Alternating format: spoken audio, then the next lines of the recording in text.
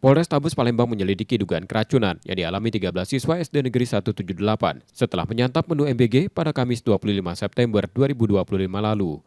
Polisi menyita sampel makanan untuk diuji laboratorium di Dinas Kesehatan guna memastikan penyebab keracunan. Selain itu, 7 saksi dari pihak penyedia dan sekolah telah dimintai keterangan. Kami melihat mensrianya dulu. Ya, ada kadang-kadang niatnya tidak ada, karena setiap tindak pidana itu berawal daripada niat.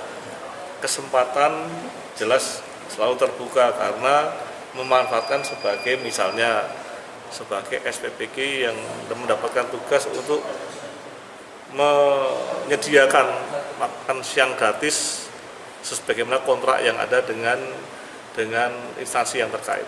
Yang tentunya itu kami akan melihat sejauh mana sih permasalahan yang terjadi, apakah memang dari pihak-pihak mengetahui namun membiarkan, itu yang akan kami cari tahu. Karena kadang-kadang kita tidak tahu, oh ya beli di pasar banyak, nggak taunya di pasarnya sudah tidak sehat, ya kan? Berarti kan bukan niatnya dari pihak pemilik SPPG-nya, karena memang kondisi barang yang dibeli sejak awal tidak sehat. Dari 13 siswa yang terdampak, 12 sudah pulih dan pulang ke rumah. Sementara 1 siswa masih dirawat di rumah sakit karena sakit ma. Yudi Kiswanto, Kompas TV, Palembang, Sumatera Selatan.